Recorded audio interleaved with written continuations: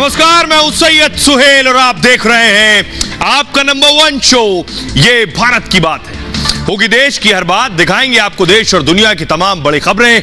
उम्मीद करते हैं आप सभी पूरी तरह से फिट होंगे, सेहतमंद होंगे और स्वस्थ होंगे। शुरुआत कर रहे हैं आज की बड़ी खबर के साथ। पिछले कई दिनों से आप गोला बारूद, एयर स्ट्राइक, बम, बिल्डिंग तबाह होते देख रहे थे, लेकिन आज हम बात करेंगे इस जंग में और कौन कौन कूदने वाला है। दुनिया के मुसलमानों को इस जंग में शामिल होने की बात कर दी है ईरान ने। जंग में क्या कुछ और बड़ा होने वाला है। दो महारथी और कूदने वाले हैं, अमेरिका और ईरान। ये जो स्थिति बनी हुई है गाजा में, इसके आगे की कहानी ये है कि ईरान, अगली तस्वीर दिखाइए, कि ईरान और इजराइल, ये पहले मैंने आपको बताया था क्या ये आमने सामने आएंगे। ईरान जो कि शिया मुल्क है, शिया मुल्क के ये धर्मगुरु हैं, इनका नाम है खमनेई। ये कह रहे हैं दुनिया के 50-57 मुस्लिम देशों से कि सब जंग में कूद जाओ इजराइल के खिलाफ, इजराइल का खात्मा कर दो, इजराइल का भूगोल बदल दो, पूरा ज्योग्राफी इजराइल का बदल दो। अब ये ऐलान कर रहे हैं। लेकिन इस बीच अगली तस्वीर आपको दिखाऊं कि ये दुनिया के अलग अलग देशों में प्रोटेस्ट हो रहे हैं, वो तस्वीर आप देख रहे हैं। दुनिया में लाखों लोग सड़कों पर निकले जो फिलिस्तीन के हक में प्रदर्शन कर रहे हैं, क्योंकि दुनिया की दूसरी बड़ी आबादी मुसलमान है। दुनिया की सबसे कम आबादी में अगर कोई है तो वो यहूदी, लगभग 1.5 करोड़ 1 करोड़ 70 लाख के आसपास ही यहूदी है। सबसे पुराना धर्म है, जबकि अब इसको धार्मिक शक्ल दी जा रही है। इसलिए अगली तस्वीर दिखाइए। बाइडेन जो है ये कल इजराइल पहुंचने वाले हैं। अमेरिका की जंग में एंट्री होगी। विदेश मंत्री आ चुके हैं, यहां रक्षा मंत्री इजराइल आ चुके हैं, अब खुद अमेरिका के राष्ट्रपति इजराइल आ रहे हैं। इस बीच ईरान सीधे चुनौती दे रहा है। तो सवाल यह है, क्या ये जो लड़ाई है ये खत्म होगी या ये यहूदी बनाम मुसलमान की जंग में तब्दील होगी? ये रिपोर्ट देखिए।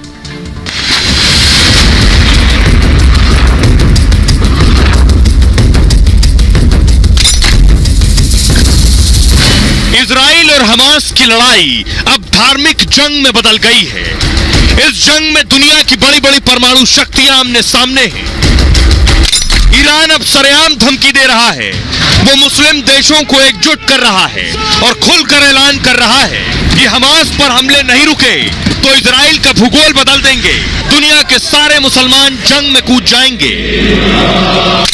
ईरान आंखें दिखा रहा है तो अमेरिका सुपर पावर वाला दम दिखा रहा है। विदेश मंत्री और रक्षा मंत्री के बाद अब बाइडेन इजराइल आने वाले। क्या यह इस बात का इशारा है कि अब अमेरिका भी फौज भेजने वाला है और हमास के ताबूत पर आखिरी कील ठोकने वाला है? अब सोचिए, बाइडेन कल पहुंचने वाले हैं इजराइल। इस बीच पुतिन कहां है? पुतिन ने फ्लाइट ली और पुतिन पहुंच गए चीन। पुतिन चीन पहुंचे, जिनपिंग से मिल रहे हैं। अब आप देख रहे हैं पूरी दुनिया में कैसे तेजी से घटनाक्रम बदल रहे हैं। बाइडेन अमेरिका से इजराइल कल पहुंच जाएंगे, पुतिन चीन पहुंच चुके हैं। इधर अमेरिका ने अपने विदेश मंत्री को अलग अलग मुस्लिम देशों में भेज दिया। ब्लिंकन कल पहुंचे थे इजराइल, आज फिर वहां से जॉर्डन पहुंच गए। ये जो घटनाक्रम है ये बता रहा है कि ये लड़ाई बड़ी होने वाली है। एक दूसरे को ये देश जुबानी जंग में घेरे हुए, ये जुबानी जंग क्या जमीनी जंग में तब्दील होगी? देखिए ईरान क्या कह रहा है। ईरान कह रहा है जंग के बीच ईरान ने यह धमकी दी है। फिर से ईरान ने इजराइल को मजहबी युद्ध वाली धमकी दी है। ईरान के सुप्रीम कमांडर है खमनेई, भड़काऊ बयान दिया है। ऐसे ही गाजा पर अगर हमले जारी रहे तो दुनिया भर के मुसलमान जंग में उतरेंगे। अगर गाजा में इजराइल के हमले नहीं रुके तो कोई भी दुनिया भर के मुसलमान को रोक नहीं पाएगा। देखिए, खुद को मुसलमानों का ठेकेदार बता रहे हैं। खुद की दोस्ती सऊदी अरब से अब हो पाई है, जो दुनिया का मुस्लिम देश है। ईरान की सेना को रोकना मुश्किल हो जाएगा, कह रहे हैं। जंग के पीछे ईरान के हाथ होने का दावा है। ईरान के भड़काने पर हमास ने इजराइल पर हमला किया है, हकीकत ये। अब हमास के समर्थन में ईरान के नेताओं के बयान आ रहे हैं। इजराइल के खिलाफ अरब देशों को एकजुट कर रहा है ईरान। युद्ध में अमेरिका की एंट्री से ईरान दरअसल बौखला गया है। हिजबुल्लाह के हमले को लेकर भी ईरान धमकी दे चुका है। अमेरिका क्या कह रहा है? बाइडेन के दौरे से पहले ईरान की यह धमकी आई है। जंग के बीच कल इजराइल पहुंच रहे हैं बाइडेन। इजरायली प्रधानमंत्री नेतन्याहू से हालात की जानकारी लेंगे। ईरान के जंग में आने पर अमेरिका भी अपनी सेना भेज देगा लड़ने के लिए गाजा में। इजराइल में अपनी फौज उतार देगा अमेरिका। अमेरिकी संसद में बाकायदा इसको लेकर बिल आ सकता है। अमेरिका ने पहले ही 2 परमाणु एयरक्राफ्ट कैरियर भेज दिए हैं, यानी युद्धपोत भेज दिए हैं। मिसाइलों से लैस युद्धपोत भी भूमध्य सागर में पहुंच चुके हैं। 2000 मरीन सैनिक भी अमेरिका भेज रहा है इजराइल। इजराइल दौरे से पहले बाइडेन का यह बयान आया कि इजराइल यूक्रेन एक साथ हम रक्षा कर सकते हैं, यानी अमेरिका कह रहा है हम यूक्रेन की भी रक्षा कर रहे हैं और वक्त आने पर इजराइल की भी। अमेरिका नहीं चाहता है कि जंग अरब देशों में भड़के, साथ ही हिजबुल्लाह को भी जंग से दूर रहने की कोशिश रखने की कोशिश है। बाइडेन इजराइल के बाद जॉर्डन भी जाएंगे। जॉर्डन, मिस्र और फिलिस्तीन के नेताओं से मुलाकात करेंगे। बाइडेन के दौरे के बाद गाजा में एक्शन और तेज हो सकता है। जंग की शुरुआत से ही इजराइल के साथ अमेरिका खड़ा है और बाइडेन के दौरे से पहले अमेरिकी विदेश मंत्री इजराइल आ चुके हैं। 4 दिन में दूसरी बार ब्लिंकन इजराइल आए। अमेरिका के आर्मी चीफ माइकल कुरेला भी इजराइल पहुंच चुके हैं। जर्मनी क्या कह रहा है ईरान से? ईरान की धमकी पर जर्मनी भड़क गया है। ईरान ने कहा आग में घी मत डालो। ईरान से जर्मनी कह रहा है आग में घी मत डालो। इस हालत में भड़काने से पहले सोच लो 10 बार। हमास नेता से मुलाकात के बाद जर्मनी की यह चेतावनी है। इजराइल के दौरे पर जर्मन चांसलर ओलाफ शोल्ज ने कहा है। जर्मन चांसलर जॉर्डन और मिस्र भी जाने वाले हैं। ये इजराइल पहुंच चुके हैं German chancellor. Israeli PM Netanyahu ने ईरान को चेतावनी दी है, हमें आजमाने की कोशिश न करो। दक्षिण मोर्चे पर युद्ध की तैयारी कर रहे हैं हम, लेकिन उत्तरी मोर्चे पर भी जंग को तैयार है। मतलब उत्तर मोर्चे पर हिजबुल्लाह से जंग को तैयार है। हिजबुल्लाह के समर्थन में ईरान बयान दे रहा है। नेतन्याहू ने कहा हिजबुल्लाह को इसकी कीमत चुकानी होगी। तो ये जो चौतरफा जुबानी जंग आप देख रहे हैं, ये बड़ी लड़ाई में तब्दील हो सकती है। सुनिए नेतन्याहू क्या कह रहे हैं और ईरान के सुप्रीम लीडर, धार्मिक लीडर खमेनी क्या कह रहे हैं। בהיותנו חסרי מגן, שילמנו מחירים שאף עם אחר בעולם לא שילם. גם בדורות שלאחר הקמת מדינת ישראל. اعتراضشون این بوده که چرا فلسطینی‌ها غیر نظامی‌ها رو کشتن. اولا این حرف خلاف واقعه. अब सोचिए बाइडेन इजराइल पहुंचने वाले हैं, लेकिन इजराइल में तो धमाके हो रहे हैं। हमास ने रॉकेट दागा है इजराइल की राजधानी तेल अवीव में। इसी तेल अवीव में बाइडेन को आना है। बाइडेन आएंगे तो बाइडेन रहेंगे कहां? क्योंकि हर रोज हमास के भी रॉकेट यहां पहुंच रहे हैं। अगली तस्वीर दिखाऊंगा, दहशत देखिए। अगली तस्वीर दिखाई, ये आप देख रहे हैं, ये इजराइल की संसद है। सायरन बज रहा है, सांसद भाग रहे हैं संसद छोड़कर। तो फुल स्क्रीन लीजिए जरा। जैसे बाइडेन आएंगे तो कहां रहेंगे? जब सांसद डरे हुए हैं, सहमे हुए हैं, ये इजरायली सांसदों को देख रहे हैं, अब सायरन बजा, सब भागे। उसके बाद ये वो तस्वीर है। तो बाइडेन तेल अवीव आकर सुरक्षित कैसे रहेंगे, उनके लिए क्या तैयारी की गई है? बाइडेन को रखा कहां जाना है? किस जगह सेफ जोन में बाइडेन आकर इजराइल में रुकेंगे? क्या खास बंकर में रहेंगे बाइडेन? उस बंकर की तस्वीर मैं आपको दिखाने जा रहा हूं। यह है वो बंकर, आप देख रहे हैं। ऊपर चारों तरफ आपको कौन नजर आ रहा है? तेल अवीव, इजराइल की राजधानी। अब ये देख रहे हैं आप, ये लिफ्ट है। इससे नीचे, इसे प्ले कीजिए प्लीज। ये नीचे आकर बाइडेन उतरेंगे और उसके बाद बाइडेन बंकर में रहेंगे। ये देख रहे हैं, ये है बंकर जिसमें बाइडेन रहने वाले हैं। तेल अवीव में सायरन बजते ही संसद की कार्रवाई रुक गई। सभी सांसद और नेतन्याहू बंकर नुमा कमरे में चले गए। हमास के हमलों के बीच बाइडेन इजराइल पहुंचेंगे और तेल अवीव में ही बाइडेन नेतन्याहू से मुलाकात करेंगे। ऐसे में बाइडेन की सुरक्षा बड़ी चुनौती होगी। इस तरह के बंकर में हो सकता है ऊपर, आप देख रहे हैं पूरा तेल अवीव और बाइडेन बंकर में। बाइडेन को बंकर में शरण लेना पड़े, इसकी संभावना है। इस बीच अमेरिका 2000 सैनिकों की भी तैनाती करेगा। बाइडेन के दौरे से पहले अमेरिकी रक्षा मंत्रालय का आदेश आया है। बाइडेन इस साल जंग के बीच यूक्रेन भी गए थे, आपको याद होगा, तब भी उनकी सिक्योरिटी को लेकर सवाल उठे थे। बाइडेन की सुरक्षा का जिम्मा सीक्रेट सर्विस पर है। अमेरिका की सीक्रेट सर्विस अभी इजराइल में मौजूद है। अमेरिकी राष्ट्रपति एक तरह से सुरक्षा कवच में चलते हैं और उसी कवच का हिस्सा है कि उन्हें यहां पर रखा जाए। अब मैं आपको बताऊं, बाइडेन इजराइल पहुंचेंगे और मैक्रो भी इजराइल पहुंचने वाले हैं। ये तस्वीर आप देख रहे हैं, फुल स्क्रीन लीजिए जरा। मैक्रो इजराइल पहुंचने वाले हैं, यानी फ्रांस के जो राष्ट्रपति हैं इमैनुअल मैक्रो, वो भी इजराइल में लैंड करेंगे। और आज एक और जर्मनी के चांसलर ओलाफ भी इजराइल पहुंच चुके हैं। अब दुनिया के नेता इजराइल पहुंच रहे हैं दो वजहों से। एक, जिससे नेतन्याहू के साथ खड़े नजर आए।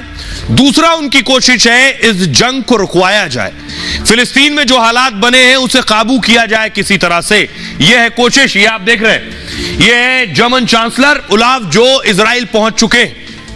अब सवाल यह है कि हालात जो बिगड़ रहे हैं, बिगड़ने के पीछे वजह यह है कि जो इजराइल है वो चारों तरफ मुस्लिम देशों से घिरा हुआ है। इजराइल पर हमले भी मुस्लिम देश कर रहे हैं। ऐसे में पश्चिमी देश इजराइल के साथ खड़े हैं। अगर जंग हुई तो देखिए कितना मुश्किल होगा इजराइल के लिए। इजराइल देख रहे हैं, इजराइल के बगल में सीरिया है, लेबनान है, ईरान है, जॉर्डन है, कुवैत है, मिस्र है, सऊदी अरब है, ऊपर देखिए तुर्की है, लेबनान है, अल्जीरिया है, मोरक्को है, सूडान है, यमन है, ओमान है, ट्यूनीशिया, ये सारे देश आप देख रहे हैं। इजराइल चारों तरफ मुस्लिम देशों से घिरा हुआ है। ऐसे में इजराइल के साथ अमेरिका और पश्चिमी देश खड़े हैं। अगर ये सारे देशों ने इजराइल पर हमला किया तो क्या इजराइल लंबे वक्त तक खुद को सुरक्षित रख पाएगा? वैसे नजीर पुरानी ये है कि इजराइल के खिलाफ ये मुस्लिम देश सब लड़े हैं पहले, अरब देशों ने हमले किए हैं, लेकिन हर बार इजराइल इस जंग में जीता है। और सिर्फ जीता नहीं है, इजराइल ने सीरिया के इलाकों पर कब्जा कर लिया। इजराइल ने कुछ और देशों से लड़ने के दौरान मिस्र का भी कुछ हिस्से पर इजराइल ने कब्जा कर लिया था, बातचीत हुई, उसके बाद वो हिस्सा छोड़ा है। यानी बताने का मकसद ये है कि मुस्लिम देश जब लड़े हैं तब इजराइल से हारे ही हैं। और अब इस वक्त लेबनान जो इजराइल के उत्तर में, वहां से हमले हो रहे हैं, देख रहे हैं, वहां से हिजबुल्लाह अटैक कर रहा है। हिजबुल्लाह जो है वो अच्छा खासा उसका होल्ड है लेबनान के अंदर, आतंकी संगठन कहा जाता है, लेकिन कहा जाता है 1 से 1.5 लाख लड़ाके हिजबुल्लाह के हैं लेबनान में, जहां से हमला हो रहा है इजराइल पर। अगली तस्वीर दिखाई। दूसरी तरफ सीरिया है, सीरिया से भी अटैक हो रहा है। ये वो तस्वीर आप देख रहे हैं, सीरिया पर इजराइल भी अटैक कर रहा है। बताने का मकसद ये है कि कई मोर्चे जंग के खुल जाएंगे। लेबनान, सीरिया, कुछ और देशों से भी लड़ाई करनी पड़ सकती है, इसलिए इजराइल इस बात को समझ रहा है। अब सोचिए जरा, इजराइल अब तक गाजा में क्यों नहीं घुसा? इसके पीछे 4-5 वजह। उनमें से एक वजह क्या है वो भी समझ रहा है, इन सब से लड़ना पड़ेगा। जैसे मैं आपको बताऊं, 75 साल में इजराइल ने बहुत सी जंगें लड़ी हैं, लेकिन अकेले दम पर इजराइल बड़ी जंग नहीं जीता है। छोटी जंगें, कम दिनों की जो जंग हुई है वो इजराइल ही जीता है। 1967 में 6 दिन में जंग हुई, अरब देशों को हरा दिया। 2012 में हमास से उसकी जंग हुई जो 1 हफ्ते चली। 2014 में हमास से जंग हुई, 48 दिन चली। तो इजराइल को नुकसान भी हुआ था। 2021 में इजराइल हमास में 11 दिन युद्ध चला। इस बार भी उसकी जंग 11 दिन की हो चुकी है और इजराइल अब तक हमास से जीत नहीं पाया है, ना हमास को खत्म कर पाया है। जंग अभी और लंबी खिंचेगी। ये एक वजह है कि जंग लंबी चलेगी, एक ये डर है। दूसरा डर कि इजराइल के पास सैनिक कम है, सेना कम है, फौज कम है। इजराइल में करीब 2 लाख सक्रिय सैनिक हैं और 4 लाख रिजर्व फोर्स हैं, मतलब कुल सैनिक करीब 6 लाख है। उस पर हमास के साथ लेबनान भी हमला कर रहा है, यानी एक मोर्चा लेबनान में खुल गया, लेबनान की तरफ। सीरिया से भी गोलीबारी हो रही है, दूसरा मोर्चा सीरिया में खुल गया, वहां भी सेना भेजनी पड़ेगी। 3 मोर्चे, एक गाजा है, 3 मोर्चों पर जंग लड़नी पड़ सकती है। इस हिसाब से उसके पास सैन्य क्षमता कम नजर आ रही है। तीसरी वजह, हमास की ताकत का पता नहीं है। 2005 में इजराइल ने गाजा छोड़ा था, उसके बाद से हमास वहां खड़ा हुआ और लगभग 20 साल हो गए। 18-20 साल में हमास बहुत ताकतवर हो गया। इजराइल 11 दिन से ज्यादा गाजा पर हवाई हमले कर रहा है, लेकिन हमास पर जमीनी हमला अब तक नहीं किया है उसने। उसे सुरंग में छिपे हमास आतंकियों का भी डर है। दावा है कि इजराइल को हमास की पूरी ताकत का अंदाजा नहीं है। अभी वो आकलन कर रहा है, इसके पास हथियार तो थे, लेकिन कैसे हथियार है, कितना फौज है इसके पास। जब इजराइल में घुसकर हमास इतनी तबाही मचा सकता है, तो उनके घर में घुसने पर वो और भी नुकसान पहुंचा सकता है। वैसे भी दुश्मन के घर में घुसकर जमीनी जंग मुश्किल होती है। बेहतर बचाव के चलते अगर आप अंदर घुसेंगे तो एक दुश्मन मारने के बदले आपको 8 से 9 सैनिक गंवाने पड़ सकते हैं। और माना जा रहा है कि इजराइल भी जल्दबाजी में नहीं है। इसलिए दूसरी वजह है, चौथी वजह है बंधक। इजरायली बंधक अभी गाजा में है। जमीनी हमले में देरी की बड़ी वजह बंधक भी है और हमास आतंकियों ने 200 लोगों को बंधक बना रखा है, 200 इजरायलियों को। इनमें इजराइल के साथ अमेरिकी और विदेशी नागरिक भी हैं। हमास इन बंधकों को ढाल की तरह इस्तेमाल कर रहा है। हमला बंद करने पर बंधकों को छोड़ने की बात कह रहा है। इसलिए इजराइल तैयारी के बाद भी जमीनी हमला नहीं कर रहा है। यह सारी वजह है गाजा में न घुसने की।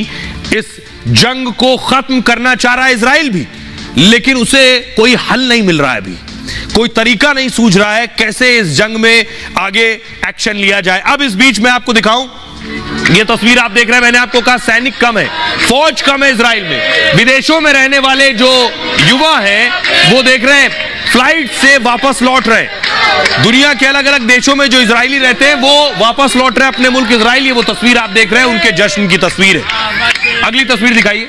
बॉर्डर पर, ये आप देख रहे हैं, बॉर्डर पर इंतजार कर रहे हैं इजरायली फौज कि गाजा पट्टी में अंदर की एंट्री मिले। इसलिए वहीं पर देख रहे हैं जश्न मना रहे हैं, वहीं पार्टी कर रहे हैं क्योंकि अभी अंदर जाने का ग्रीन सिग्नल नहीं मिला है। हमारी सहयोगी अलीशा ग्राउंड जीरो पर है, उनकी रिपोर्ट देखिए कैसे टैंक्स मूव कर रहे हैं और अभी क्या हालात है वहां।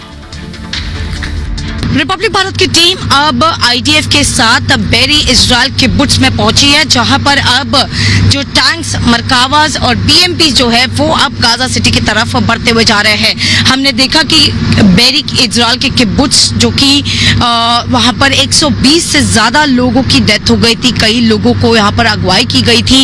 इतने ही नहीं, लेकिन बच्चों तक को मारा गया था। सबसे पहले हमास टेररिस्ट जो है, हमास आतंकवाद जो है वो सबसे पहले इसी बेरी किब्बुट्स में पहुंचे थे। वहां पर 120 से ज्यादा लोगों की मौत हो चुकी है, कई लोगों के घर जलाए दिए गए। वहीं पर स्ट्रैटेजी जिस तरीके से चल रहे थे कि हमास टेररिस्ट सबसे पहले लोगों का घर जलाते थे, उसके बाद जैसे ही लोग बाहर आते थे उसी के बाद जो है उनके ऊपर ओपन फायरिंग जो है वो की जाती थी। लेकिन अब उसी के जवाब में अब इजरायली फोर्सेस जो है वो यहाँ पर अब तैनात है। 100 की संख्या में यहाँ पर टैंक्स, बीएमपी सभी मौजूद है और सभी हमने लगातार जो स्टेटमेंट देखे गए थे कि जो जंग हमास आतंकी की ओर से शुरू की गई थी उसका अंत अब इजराइल करेगा। अब इजराइल को सिर्फ डर यह है कि उनके बंधक कहां हैं। 200 बंधक बनाए गए हैं। आज हमास ने बाकायदा वीडियो जारी किया बंधकों का कि वो बंधकों की सेवा कर रहा है। हमास ने एक महिला का वीडियो जारी किया कि ये महिला जो इजरायली है, जो बंधक है, आप देख रहे हैं हमास के आतंकी वहां अगर डॉक्टर है तो पट्टी बांध रहे हैं। ये इजरायली महिला बंधक है जिसके हाथ में चोट आई है, हाथ में बैंडेज कर रहे हैं, देख रहे हैं आप। ये इस वक्त अभी हमास के शिकंजे में है। हमास ने इसे रिलीज नहीं किया है। हमास दिखाने की कोशिश कर रहा है वो बंधकों के साथ अच्छा व्यवहार कर रहा है, वो अपनी मानवता वाली शक्ल दिखाने की कोशिश कर रहा है। ये बात अलग है, दुनिया उसकी हैवानों वाली शक्ल देख चुकी है। अगली तस्वीर देखिए। यह तस्वीर मैंने आपको दिखाई थी 3 दिन पहले, जिसमें इसे इजराइल ने जारी किया था और कहा था हमास के आतंकी बच्चों को उठा ले गए, बच्चों को बंधक बनाया है। आज ये तस्वीर हमास ने जारी की है और उसका कहना है देखिए जो हम बच्चे बंधक उठा ले गए हैं उनका ख्याल रख रहे हैं, उनकी सेवा कर रहे हैं, उन्हें संभाल कर रख रहे हैं, ये कहने की कोशिश है उनकी। अब मैं आपको बताऊं, अब इजराइल की क्या इंटेलिजेंस अभी नाकाम हो रही है गाजा के अंदर, क्योंकि इजराइल ने अब इनाम रख दिया है। जो बंधकों की लोकेशन का पता बताएगा उसे इनाम दिया जाएगा। ये आप देख रहे हैं, ये हैं बंधक जो अभी गाजा में। हमास ने 200 से 250 लोगों को पकड़ रखा है, इजरायलियों को। बंधकों को लेकर इजराइल ने तलाश तेज कर दी है। दावा यह है कि हमास ने बंधकों को गुप्त सुरंगों में रखा हुआ है। बंधकों को छुड़ाने के लिए इजराइल का प्लान है। बंधकों की सटीक जानकारी देने वाले को इनाम दिया जाएगा। पता बताने वाले को लगभग 2 करोड़ से ज्यादा की रकम दी जाएगी। बंधकों में इजरायली सहित कई विदेशी नागरिक भी शामिल हैं। बंधक संकट पर फ्रांस के राष्ट्रपति मैक्रो इस वक्त सक्रिय है। बंधकों की रिहाई को लेकर बातचीत चल रही है। ये मैक्रो ने कहा, मैक्रो ये चाह रहे हैं कि हमास के आतंकी बंधकों को छोड़ दें, इसके बदले में नेतन्याहू से बात करके इस जंग को रुकवाया जाए। मैक्रो ने दावा किया है बातचीत बेहतर दिशा में चल रही है। इस बातचीत की पल पल की जानकारी खुद मैक्रो ले रहे हैं। हमास ने बंधकों का एक और वीडियो जारी किया है और हमास प्रवक्ता ने विदेशी नागरिकों को मेहमान बताया है। वो कह रहे हैं जिन्हें पकड़ा ये हमारे मेहमान हैं। वीडियो में एक महिला को इलाज करते दिखाया गया, जो मैंने आपको दिखाया। वीडियो में जो महिला जिसका इलाज कर रहे हैं, उसी तरह की एक महिला जिसका बयान सामने आया है। हमास के आतंकियों ने उसका बयान रिकॉर्ड करके भेजा है। वो क्या कह रही है महिला, जो बंधक है, सुनिए।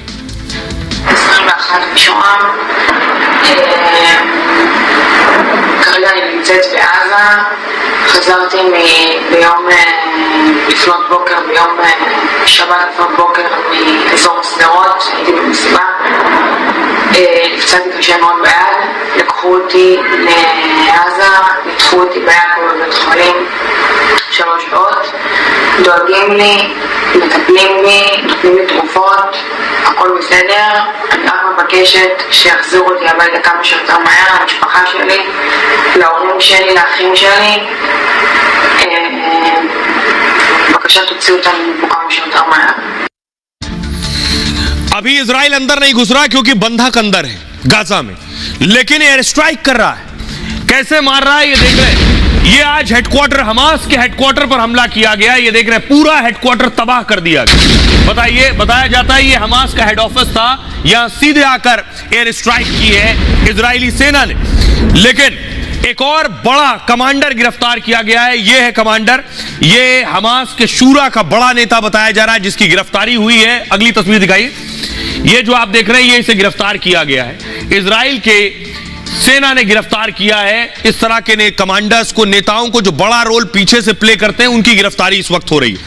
अब मैं आपको दिखाने जा रहा हूं कि लड़ाके मारे जा रहे हैं, इनके आतंकी मारे जा रहे हैं, लेकिन हमास का जो सबसे बड़ा आका है वो है ये इस्माइल, मौज की जिंदगी जी रहा है, दुनिया के अलग अलग देशों में घूम रहा है, मुस्लिम देशों में ठाठ से रह रहा है।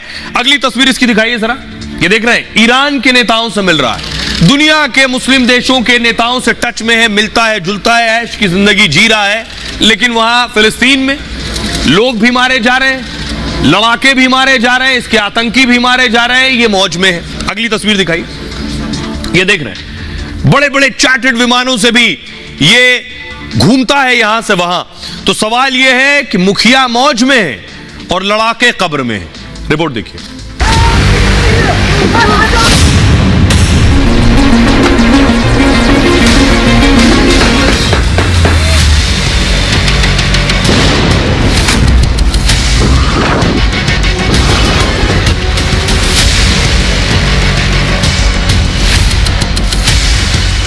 गाजा में हमास के आतंकियों पर मौत बरस रही है।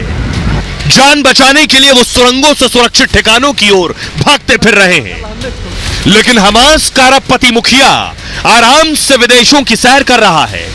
वो जब मन होता है ठिकाना बदल लेता है।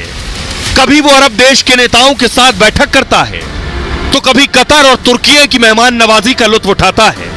मतलब अरब देशों के बीच उसका रुतबा बाइडेन से कम नहीं। गाजा में क्या हो रहा है वो सब देख रहा है, लेकिन परेशान बिल्कुल नहीं। वो विदेश से ही रिमोट दबाता है और इजराइल पर बम बरसने लगते हैं। अब ये जितने मुखिया हैं, दरअसल आतंकवाद को इन्होंने धंधा बना लिया, बिजनेस। जब ये बिजनेस बना चुके हैं आतंकवाद को, तो एक तो बॉस होगा, तो ये बॉस है। बॉस के बारे में पहले आपको बताता हूं। देख रहे हैं, बॉस प्लेन के अंदर है, फ्लाइट में, प्राइवेट जेट में। इसका नाम है इस्माइल हानी। ये हमास का ये सर्वोच्च नेता है, इस्माइल नाम है इसका। मतलब हमास का मुखिया और सुप्रीम कमांडर है ये। इजराइल पर हमले का प्लान इस्माइल का ही था। इसके आदेश पर ही इजराइल में कत्लेआम मचाया गया। हमास का सरगना इस्माइल अकूत संपत्ति का मालिक है। इसके पास करीब, थोड़ी बहुत नहीं, 16,000 करोड़ की संपत्ति है। 16,000 करोड़। इसलिए इसे हमास का अरबपति शैतान भी कहा जाता है। अरब देशों से इस्माइल के पुराने और बहुत गहरे रिश्ते हैं। ये तस्वीर आप देख रहे हैं, ये देखिए, तालिबान के चीफ से मिल रहा है। यह तस्वीर जो आप देख रहे हैं ईरान के चीफ के साथ बैठा है, इसलिए बाकी आतंकी हमले से बचने के लिए भागते फिर रहे हैं। लेकिन हमास का मुखिया इस्माइल मौज में, कभी वो ईरान में अरब देशों के नेताओं के साथ बैठक करता है, कभी कतर के अलग अलग शहर में वो हमास के लिए बैठकें करता है, पैसा जुटाता है। इस्माइल दोहा से ऑर्डर देता है और गाजा में हमला हो जाता है, इसलिए उसे हमास का अरबपति शैतान कहते हैं। एक और तस्वीर देखिए, तुर्की के राष्ट्राध्यक्ष एर्दोगन के साथ हाथ में हाथ डाले हुए, कतर और तुर्की से इस्माइल को खास मदद मिलती है। इस्माइल और उसके बेटे के पास तुर्की का पासपोर्ट है, कतर की सरकार उसके रहने खाने का इंतजाम करती है, मतलब कतर में इस्माइल के ऐश और आराम के सारे इंतजाम है। चंदे और सरकारी पैसे से हमास को फंडिंग की जाती है। इस्माइल दोहा से ऑर्डर देता है और गाजा से हमला होता है, इसलिए उसे हमास का अरबपति शैतान कहते हैं। इस्माइल जैसे सरगना जानबूझकर गाजा का विकास नहीं चाहते, ताकि गाजा के हालात दिखाकर पूरे मुस्लिम देशों से पैसा जुटाते रहें फंड के नाम पर। चंदे में मिली मोटी रकम गाजा की बजाय हमास के काम आती है, मतलब मदद में पैसे गाजा को मिले और अरबपति इस्माइल हो गया। यह है इसकी ऐशगाह। और इस बीच बड़ी खबर यह है कि इस्माइल के बारे में आपको बता रहा था, इसका बेटा ढेर कर दिया गया है। बड़ी खबर आ रही है कि हमास के मुखिया इस्माइल का बेटा ढेर कर दिया गया है। एक और कमांडर के मारे जाने की खबर है। बताया जा रहा है ये इस्माइल का बेटा है। हमास चीफ इस्माइल हनिये का बेटा ढेर कर दिया गया है। इजराइल की बमबारी में ढेर हुआ है हेजम हनिये, गाजा में मारा गया है हमास चीफ का बेटा। अब मैं आपको बताऊं, चीफ का बेटा मार दिया गया, ये सबसे बड़ा जख्म होगा इसके ऊपर। यह ऐसा दर्द है जो पूरी जिंदगी नहीं भूलेगा। लेकिन ये जो आका है, ये आका की पूरी एक हायरार्की सिस्टम है आतंक और आतंकवाद में भी। ये आज इजराइल ने जारी की है, ये आप देख रहे हैं। सबसे ऊपर तस्वीर इस्माइल की है, उसके नीचे सिनेवर है, यानी ऊपर टॉप बॉस। जैसे आपने कॉर्पोरेट दफ्तर में देखा होगा एक बॉस होता है, आतंकवाद भी एक धंधा है, एक बिजनेस है, कॉर्पोरेट ऑफिस की तरह चलता है। एक बॉस है, बॉस के नीचे 2-4 चेले चपाटे हैं। उसके नीचे आप देखिए, उसके नीचे वो हैं जो उस मूवमेंट को आगे बढ़ाएंगे, पैसा जुटाएंगे। और उसके नीचे देखिए कमांडर्स हैं, और कमांडर्स के नीचे लड़ाके जो मरने के लिए ज्वाइन कर चुके हैं। ये है पूरी हायरार्की सिस्टम। ये धंधे की तरह कैसे फल फूल रहा है। उदाहरण के लिए अगली तस्वीर दिखाई, आईसिस भी इसी तरह से काम करता है। बाकायदा आईसिस में भी रिक्रूटमेंट्स होते हैं, आईसिस में भी एचआर होते हैं, आईसिस में भी पैसा जुटाने वाले होते हैं। अगली तस्वीर दिखाई, जैश भी ऐसे ही काम करता है। जैश में भी बाकायदा ट्रेनिंग देने से लेकर पैसा जुटाने से लेकर भर्ती करने तक सारे विभाग हैं। अगली तस्वीर दिखाई, तालिबान भी ऐसे ही काम करता रहा है। और अगली तस्वीर दिखाइए, बोको हराम का काम करने का तरीका भी यही है। अब मैं आपको दिखाऊं दुनिया के कौन कौन से बड़े देश, बहुत से देश जिसमें इस तरह के आतंकी संगठन है और वो कैसे काम करते हैं, इसके बाद आपको बताऊंगा। ये आप देख रहे हैं ग्लोब में, दुनिया के नक्शे में। मैं सबसे पहले आपको दिखाऊं इराक सीरिया में आतंकी संगठन आईसिस, पाकिस्तान अफगानिस्तान में अलकायदा, और पाकिस्तान में लश्कर ए तैयबा भी है, अफगानिस्तान पाकिस्तान में तालिबान भी है, नाइजीरिया में बोको हराम है, फिलिस्तीन में हमास है, लेबनान में हिजबुल्लाह है। अब आप देख रहे हैं ये सारे संगठन चल रहे हैं, फल फूल रहे हैं। क्यों, कैसे? इनका विजन एक है, ये लोगों को बेवकूफ बनाने के लिए धर्म का चोला ओढ़ लेते हैं और उसके बाद उन्हें धर्म के नाम पर गुमराह करते हैं। लेकिन इनका मकसद सिर्फ अपना धंधा चलाना है। ये जो तस्वीर मैं आपको दिखा रहा हूं, ये हमास के आतंकी हैं जो घुस रहे हैं इजराइल के अंदर बंदूक लेकर। उसके बाद देखिए इस गाड़ी पर अटैक किया है, गाड़ी पर बंदूकों से हमला किया है। ये लड़ाके मारे जाएंगे, ये घुस गए इजराइल में, इन्हें इजरायली सेना ठोक देगी। इनका इतना ही मुकद्दर है, इतने दिन की जिंदगी है। अगली तस्वीर दिखाई, ये 6 कमांडर ढेर हो चुके। जो मैंने आपको दिखाया ये एक पिरामिड की तरह है, 6 कमांडर ढेर हो गए, ये मारे गए। इस्माइल जो आका है वो आखिरी तक जिंदा रहेगा। ये कैसे एक कॉर्पोरेट ऑफिस की तरह काम करते हैं, ये मैं आपको बताने जा रहा हूं। देखिए ये ऊपर आप पिरामिड देख रहे हैं, पिरामिड इसी तरह का इन सब का नेटवर्क है। चाहे उस तरफ आप हाफिज सईद देख लीजिए, इधर हमास का नेता इस्माइल देख लीजिए, ये बगदादी देख लीजिए या बिन लादेन देख लीजिए। कॉर्पोरेट ऑफिस की तरह टॉप बॉस होता है इनका एक मुखिया, मुखिया अपने नीचे 4 कमांडर रखता है। जो 4 कमांडर हैं यहां तक तो मार दिए जाते हैं, मुखिया बचा रहता है, वही मौज करता है। उसके नीचे देखिए, उसके नीचे 4-8 और लोग, उनमें भर्ती करने वाले, जिन्हें रिक्रूटमेंट करने वाले भी आप सुनते हैं कभी हिजबुल का रिक्रूटर मार दिया गया जो भर्तियां कर रहा था। ये लोग सोशल मीडिया का इस्तेमाल करते हैं भर्तियां करने के लिए। आईसिस का तो इतना काम था कि आईसिस भर्तियां भी करता था सोशल मीडिया के जरिए, एचआर भी होता था जो पैसा डिसाइड करता था। आईसिस में तो एक ब्राइड डिपार्टमेंट भी था, जो लड़ाके आतंकी वहां पहुंचते थे उनके लिए लड़कियां खोजना, दुल्हनें खोजने का काम करते थे, उनके रहने का इंतजाम करते थे। ट्रेनिंग देने वाले भी कमांडर, फंड जुटाने वाले भी होते हैं, उसके नीचे सब फाइटर होते हैं, वो आतंकी जो मारे जाते हैं सबसे ज्यादा कीड़े मकोड़ों की तरह। इस तरह से इनका हायरार्की सिस्टम काम करता है। हमारे साथ डिफेंस एक्सपर्ट जुड़ रहे हैं, मेजर जनरल वीके दत्ता साहब जुड़ रहे हैं। दत्ता साहब, मेरा सवाल आपसे यह है, अगर आपको मेरी आवाज पहुंच रही है, कि आतंकवाद एक मकसद और विजन का चोला ओढ़े रहता है धर्म के नाम पर, लेकिन ये एक धंधे की तरह चल रहा है, इसलिए इसे कोई खत्म नहीं कर पा रहा है, ना मुखिया खत्म करना चाहता है क्योंकि उसकी दुकान चल रही। मुद्दा क्या वो रिलीजियस है, इकोनॉमिक है या एथनिक है, उस मुद्दे को आगे ले जाने के लिए आपको लीडर चाहिए। वो लीडर जो है उसके साथ में एक पूरी प्रोपेगेंडा मशीन होनी चाहिए ताकि लोगों को अपने साथ जोड़ सके। और जब लोग साथ में जुड़ जाएंगे, आपको फंडिंग चाहिए।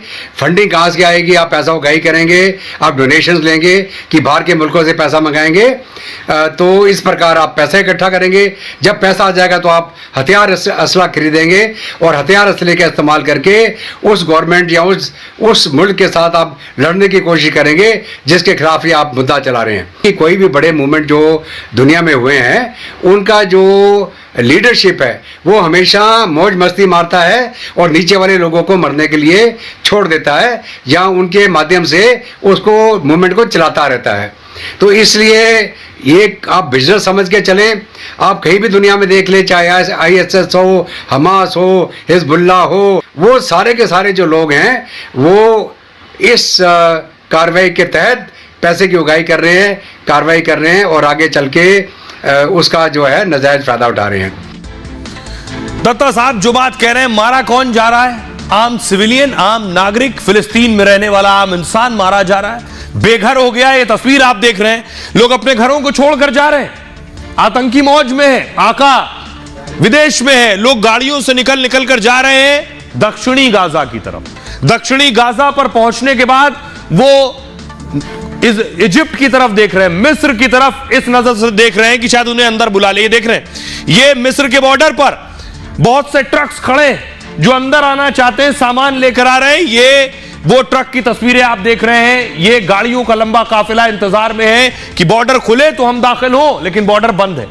अगली तस्वीर दिखाई। इस बीच बॉर्डर पर देख रहे हैं ये लोग जो पहुंच रहे हैं, जो इंतजार में है। देख रहे हैं सामने गेट है, गेट पर लोग इंतजार कर रहे हैं कि इजिप्ट का बॉर्डर खुल जाए तो हम अंदर एंट्री कर पाए, लेकिन इजिप्ट ने बॉर्डर बंद कर दिया। मुस्लिम मुल्क साथ तो खड़े हैं, लड़ने को भी तैयार है, लेकिन किसी को रखने को तैयार नहीं है।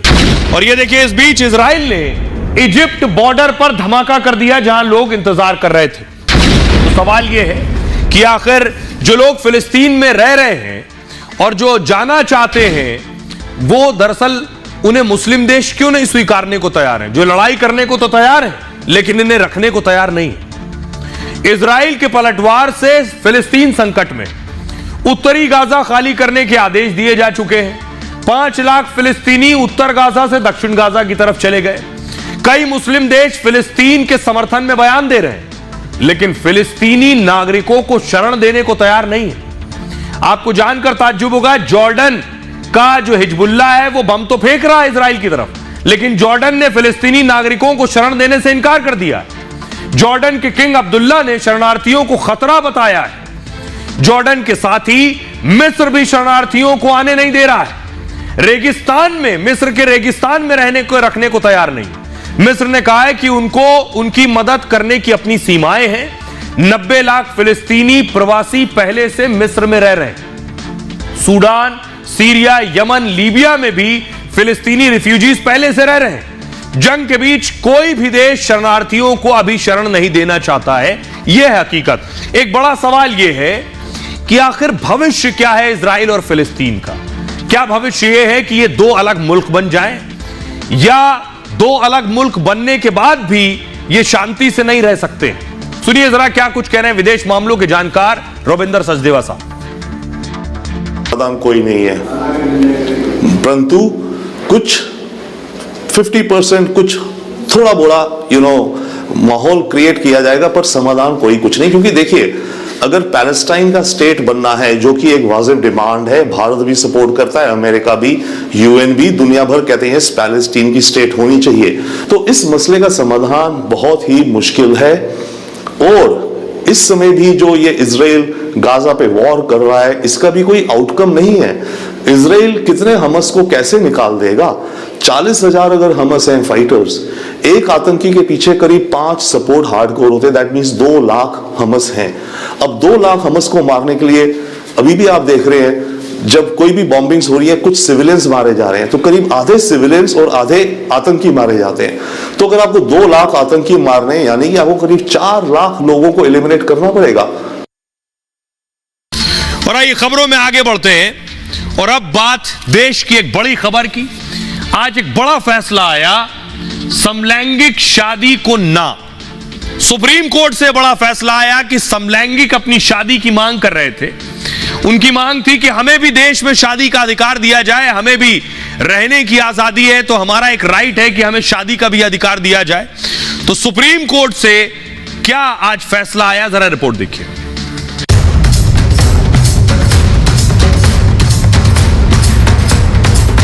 कुछ ना कुछ हमारे पक्ष में आया है, हम खाली हाथ नहीं। अब आगे क्या?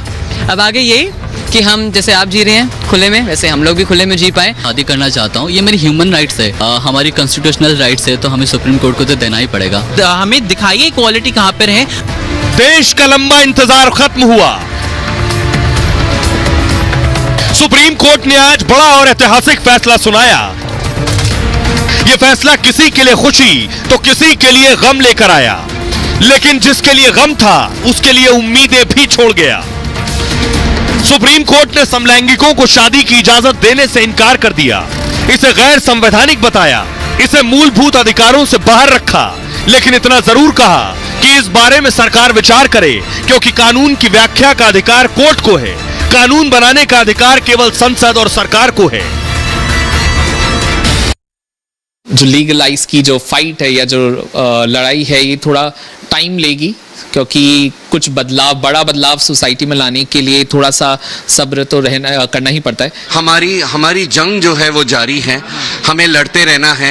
हर किसी का रवैया जो है, जो हमारे खिलाफ थे, उनका रवैया जो है वो एक दिन में बदलने नहीं वाला है। हमें बहुत सारे लोगों की ज़रूरत है, ताकि हम लोगों को ये बता पाएं कि प्यार, आखिर में प्यार जीतता ही है। होप्स थी कि थोड़ा तो ऑल्ट्रेशन होके हमारे तरफ फेवर में आ जाएगा, ऐसे नहीं था कि पूरा निराश होके हम जाएंगे। बट एज वी से कि हम लोग फाइट कर रहे हैं पहले से, अभी भी करेंगे और करते ही रहेंगे। सुप्रीम कोर्ट नहीं तो will go to parliament and will fight. Struggle यहाँ खत्म नहीं होता है। हमें अगर आज मिल भी जाता तब भी हमारा स्ट्रगल खत्म नहीं होता। वो एक विन होता, बट स्ट्रगल खत्म नहीं होता, तो स्ट्रगल तो चलता रहे। क्या कहा है सुप्रीम कोर्ट ने अपने आदेश में, और यह पूरी याचिका जस्टिस चंद्रचूड़ सीजेआई के नेतृत्व में 5 जजों की यह बेंच थी। सुप्रीम कोर्ट से समलैंगिक शादी की मांग की गई थी कि समलैंगिकों को अधिकार दिया जाए। स्पेशल मैरिज एक्ट में बदलाव की मांग की गई थी। स्पेशल मैरिज एक्ट होता है जो अलग अलग धर्मों के लोग जिस एक्ट के तहत शादी करते हैं, वो स्पेशल मैरिज एक्ट होता है, और कहा गया था इसमें हमें भी अधिकार दिया जाए ताकि समलैंगिकों को शादी की कानूनी मान्यता मिले। इसके लिए सुप्रीम कोर्ट में 21 याचिकाएं डाली गई। इस मामले में केंद्र और राज्य सरकार भी पक्षकार थे। सुप्रीम कोर्ट ने मई में इस पर सुनवाई पूरी कर ली थी। 10 दिन की सुनवाई के बाद सुप्रीम कोर्ट ने ऑर्डर रिजर्व कर लिया, यानी फैसला सुरक्षित कर लिया। 5 जजों की संविधान पीठ ने आज फैसला सुनाया। 5 जजों की संविधान पीठ का 3-2 से फैसला आया। बेंच की अध्यक्षता खुद सीजेआई चंद्रचूड़ साहब कर रहे थे। सरकार ने समलैंगिक शादी का विरोध किया था। सरकार ने कहा था कानून बनाना संसद का काम है, सुप्रीम कोर्ट को यह काम संसद के हवाले ही छोड़ देना चाहिए, क्योंकि इस मामले में सुप्रीम कोर्ट को विशेषज्ञता नहीं है। सुप्रीम कोर्ट ने सरकार की दलील पर मुहर लगाई। सुप्रीम कोर्ट ने बच्चा गोद लेने की इजाजत नहीं दी समलैंगिकों को। समलैंगिकों ने बच्चा गोद लेने का अधिकार मांगा था। केंद्र सरकार ने बच्चा गोद लेने का भी विरोध किया था। राष्ट्रीय बाल अधिकार संरक्षण आयोग भी इसके खिलाफ था। आयोग ने कहा था कि इस तरह का प्रयोग ठीक नहीं है, इससे बच्चे के मानसिक विकास पर असर पड़ेगा, बच्चे का भावनात्मक विकास भी प्रभावित हो सकता है। आयोग ने रिसर्च के आधार पर यह तर्क दिया था। हालांकि सुप्रीम कोर्ट ने कई अहम बातें कही हैं इस पर। सिविल अधिकारों पर ध्यान देने को कहा गया है, यानी यह बताने का मकसद यह है कि जो समलैंगिक हैं उनकी कुछ मांगे थी। उनका कहना था कि उन्हें कुछ सिविल राइट्स दिए जाएं, उस पर ध्यान दिया जाए। जैसे सरकार को एक समिति बनाने का निर्देश दिया है सुप्रीम कोर्ट ने, जो समलैंगिक के नागरिक अधिकारों के बारे में विचार करेगी। समिति उनके ज्वाइंट अकाउंट्स, पेंशन सुविधा देखेगी। ये उनको आपत्ति थी कि ये चीजें उनके लिए नहीं हो पा रही हैं। राशन कार्ड और ग्रेच्युटी जैसी सुविधाओं पर भी ध्यान देगी वो समिति। ये थी वजह। अब सुनिए जरा सुप्रीम कोर्ट के दो वकील तनुश्री भल्ला क्या कुछ कह रहे हैं और आदेश अग्रवाल क्या कह रहे हैं। सुप्रीम कोर्ट ने ये जताया है कि काफ़ी डिस्क्रिमिनेशन है हमारे समाज में, जिसे हमें समझने की ज़रूरत है। काफ़ी लोग तकलीफ में हैं, पर वो कानून की कसौटी पर कहाँ तक खरा उतरता है वो उन्होंने पार्लियामेंट पे छोड़ा है, संसद पे छोड़ा है, सरकार पे छोड़ा है। इससे फायदा ये हुआ, जो कुछ एलिमेंट इस तरीके का माहौल खराब करना चाहते थे, आज उन पर फुल स्टॉप लग गया है। आज उनको पता चल गया है कि हिंदुस्तान की भी कोर्ट जो हमारा जो सिस्टम को चेंज करने के लिए नहीं है, हमारी सुप्रीम कोर्ट भी जो है वो ये मानती हैं कि कानून बनाने का, कानून को अमेंड करने का अधिकार भारत की संसद को है।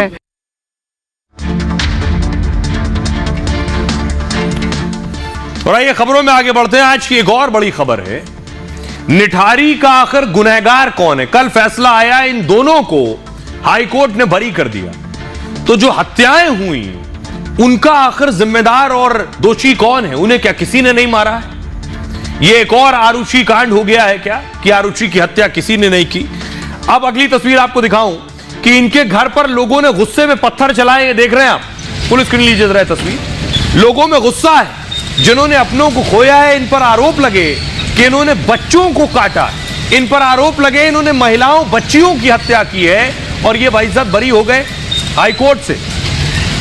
अब आपको बताऊं कि आखिर ये आप देख रहे हैं एक शख्स पत्थर चला रहा है, तो फिर आखिर दोषी कौन है?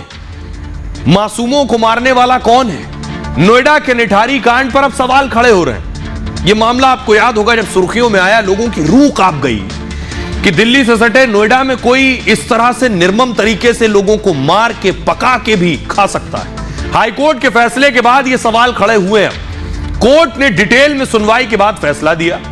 कोर्ट ने पंडेर और कोहली को निर्दोष बताया, बरी कर दिया। सवाल एक ही है, अगर पंडेर बेगुनाह है तो निठारी कांड का हत्यारा कौन है? अगर सुरेंद्र कोहली निर्दोष है तो निठारी की बच्चियों को किसने मारा है? आखिर इस केस की जांच में कहां चूक हुई है? केस की जांच का जिम्मा सीबीआई के पास था। सीबीआई ने जांच के बाद चार्जशीट दाखिल की है। दोनों के खिलाफ 16 केस में ट्रायल हुए। सीबीआई ने इस केस में 38 गवाह पेश किए।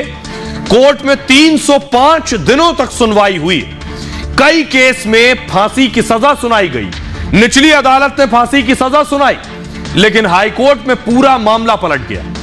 हाईकोर्ट ने फांसी की सजा से बरी कर दिया। कोर्ट ने पंडेर कोहली दोनों को बेगुनाह बताया। निठारी का यह मामला 19 बच्चों की हत्या से जुड़ा था। इनमें कई के नरकंकाल पंडेर के घर के पास मिले। यह है सच। आइए अब मैं आपको सुनवाता हूं इस मामले में पंडेर के वकील क्या कह रहे हैं और पीड़ित का क्या कहना है। उसको सजा न दी, माफ करी जाए, उसको फांसी दी जाए, उसको जरूर फांसी लगाई जाए कि जैसे हमारी बच्ची मारी है ना, ऐसे मारा जाए उसको। योगी सरकार से, मोदी सरकार से हमारी यही है कि इनके दरिंदों को फांसी जरूर दे, जैसे हमारी बच्ची मारी ना ऐसे फांसी इन दोनों को जरूर दे।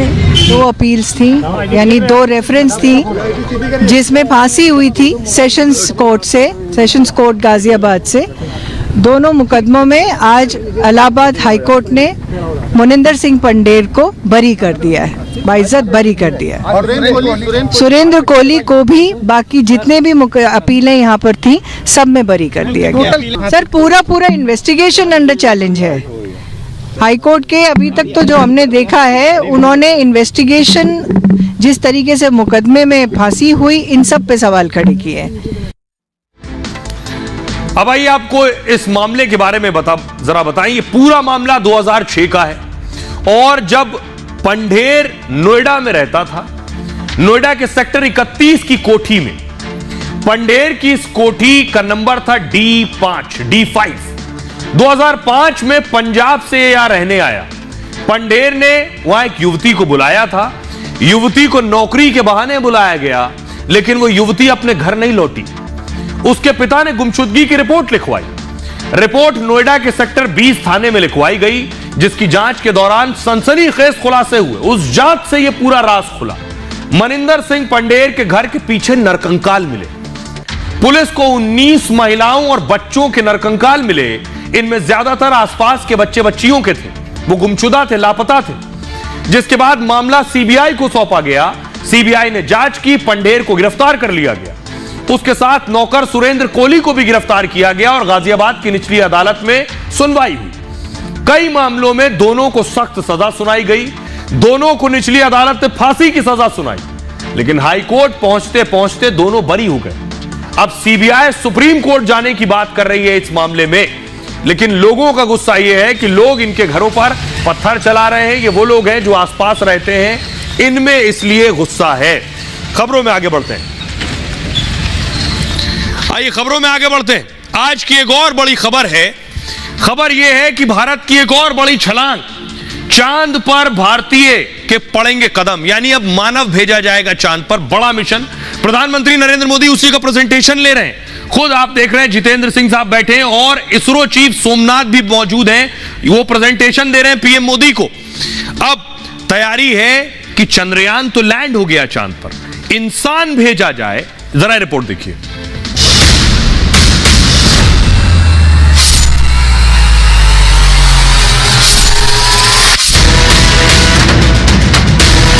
भारत ने चांद पर चंद्रयान भेजने के बाद अब इंसानों को भेजने की तैयारी शुरू कर दी है। चंद्रयान की सफलता का पूरी दुनिया ने लोहा माना। अब मोदी ने इसरो को चांद पर इंसानों को भेजने की जिम्मेदारी दी है।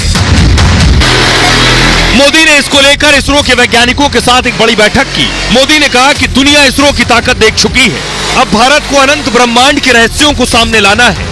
इसरो की कामयाबी से साफ है कि चांद पर भारतीयों को भेजने के सपने को सच होने से कोई रोक नहीं सकता। अब आपको जरा मैं पहले तस्वीर दिखाऊं कि चांद पर इंसान कैसे जाएगा।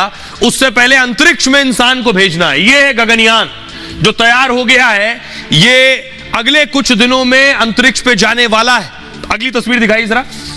और ये आप देख रहे हैं, फुल स्क्रीन लीजिए जरा। इसकी टेस्टिंग भी की गई है और टेस्टिंग में पैराशूट, एम्बियंस दीजिए जरा। टेस्टिंग में पैराशूट जो आपको नजर आ रहा है, यह टेस्टिंग की गई है रेलवे ट्रैक पर। अब आपको बताऊंगा कि कैसे चांद पर कदम पड़ेंगे इंसान के। प्रधानमंत्री नरेंद्र मोदी का वो पूरा टाइम टेबल मैं अंतरिक्ष का आपको बताने जा रहा हूं, जो दिया गया है पीएम मोदी को प्रेजेंटेशन। पीएम मोदी ने इसरो के साथ ये हाई लेवल बैठक की। चंद्रयान 3 मिशन की सफलता पर बधाई दी। मोदी ने कहा अब हमें इंसानों को चांद पर भेजना है। 2035 तक हमें अंतरिक्ष में एक स्पेस स्टेशन बना लेना है। 2040 में भारतीयों को चांद पर भेजना है। बैठक में मौजूद इसरो चीफ ने मोदी को यह जानकारी दी। एस सोमनाथ ने इसरो की तैयारी का प्रेजेंटेशन दिया। चांद पर इंसान भेजने की तैयारी का खाका पेश किया। हमें नेक्स्ट जनरेशन लॉन्च व्हीकल बनाना होगा, उसके लिए नया लॉन्च पैड बनाना होगा। इंसानों की सुरक्षा को लेकर नई लेबोरेटरी बनानी होगी, नई तकनीकें विकसित करनी होंगी। प्रधानमंत्री मोदी ने मिशन गगनयान की भी जानकारी ली। 21 अक्टूबर को इसरो इसकी टेस्टिंग लॉन्च कर रहा है। अंतरिक्ष यात्रियों को कैसे सुरक्षित वापस लाना है अंतरिक्ष से, इसको लेकर यह टेस्टिंग होने जा रही है। सोमनाथ ने कहा इसरो ने पूरी तैयारी कर ली है। 2025 में गगनयान से इंसानों को भी अंतरिक्ष में भेज दिया जाएगा। मोदी ने आदित्य L1 शुक्रयान मिशन की भी जानकारी ली है। मिशन मंगलयान बैठक में सोमनाथ ने मंगलयान को लेकर जानकारी दी। आपको पता है हम मंगल पर जा चुके हैं। सोमनाथ ने कहा मंगल ग्रह पर लैंडर उतारने की तैयारी है। अब 2013 में भारत ने मंगलयान लॉन्च किया था और 2014 में मंगलयान पहली बार ही मंगल की कक्षा में पहुंच गया। ऐसा करने वाला भारत दुनिया का पहला देश। भारत शुक्र ग्रह पर भी मिशन भेजने की तैयारी कर रहा है और इसरो चीफ ने इसकी जानकारी पीएम मोदी को दी। शुक्र ग्रह के अध्ययन के लिए ऑर्बिटर भेजने की तैयारी है। ऑर्बिटर शुक्र ग्रह के चक्कर लगाते हुए जानकारी हासिल करेगा। यह है इसकी तैयारी। सुनिए जरा वैज्ञानिक सृजन पाल जी, जिन्हें आपने चंद्रयान के उतरने के दौरान भी रिपब्लिक पर खासा सुना होगा, वो क्या कह रहे हैं इस मिशन के लिए। 2040 तक चंद्रमा पे जाना एक कठिन चुनौती है, लेकिन इसरो चंद्रयान 3 के बाद जो सफलता हुई है इसके लिए भी पूरी तरह से मनोबल हाई है। जब ये मिशन शुरू किया जाएगा तो इस मिशन को जब धरती से हम छोड़ेंगे तो उस समय इस मिशन के 3 भाग होंगे। पहला भाग वो होगा जो इस पूरी असेंबली को, इस पूरी यूनिट को चंद्रमा तक लेके जाएगा। उसके बाद 2 यूनिट होंगी जो एक तरह का कमांड मॉड्यूल यानी ऑर्बिटर जैसा होगा और दूसरा लूनर मॉड्यूल होगी और ये दोनों एक दूसरे से जुड़े हुए होंगे। चंद्रमा के पास पहुंच करके ये जो लूनर मॉड्यूल है ये नीचे गिर जाएगी अंतरिक्ष यात्रियों को लेकर के। कुछ देर बाद, कुछ घंटों बाद अंतरिक्ष यात्री अपना काम करने के बाद इसी लूनर मॉड्यूल से वापस लॉन्च होंगे और कमांड मॉड्यूल यानी ऑर्बिटर के साथ जुड़ करके यात्रा वापस करेंगे पृथ्वी की। आइए अब खबरों में आगे बढ़ते हैं। कांग्रेस में कपड़ा फाड़ सियासत हो रही। मध्य प्रदेश में चुनाव होने वाले, एक तरफ कांग्रेस के नेता दिग्विजय सिंह है, एक तरफ कमलनाथ है। टिकट बंटवारे को लेकर स्थिति यहां तक पहुंच गई है। जो लोग नाराज हैं उनसे कमलनाथ कह रहे हैं कि टिकट बंटवारे में मेरा रोल नहीं। कोई कह रहा है दिग्विजय के कपड़े फाड़ो, दिग्विजय उस पर कुछ और कर रहे हैं जो इस वक्त सबसे ज्यादा वायरल है। सुनिए जरा। आपने सबसे पहले मुझे प्रश्न पूछा था कि दिग्विजय सिंह के कपड़े फाड़ने का। मैंने आपको जवाब में कहा था कि अगर आपकी बात ना माने तो आप भी उनके कपड़े फाड़िए। एक मिनट भैया, ए फॉर्म और बी फॉर्म पर दस्तखत किसके होते हैं? पीसीसी प्रेसिडेंट के। तो कपड़े किसके फटने चाहिए बताओ? अच्छा, मेरा और दिग्विजय सिंह का संबंध राजनीतिक नहीं है, हंसी मजाक का है, प्यार का है। दिग्विजय सुनते रहो। और मैंने बहुत पहले उनको एक पावर ऑफ अटॉर्नी दी थी अपनी। वो पावर ऑफ अटॉर्नी थी कि कमलनाथ के लिए आप पूरी गालियां खाइए, ठीक है? तो ये पावर ऑफ अटॉर्नी आज के दिन भी वैलिड है। बहरहाल ये भारत की बात है में इतना ही। आप अपना और अपनों का बहुत बहुत ख्याल रखिए। रुक रहे हैं एक छोटे से क्विक हील ब्रेक के लिए।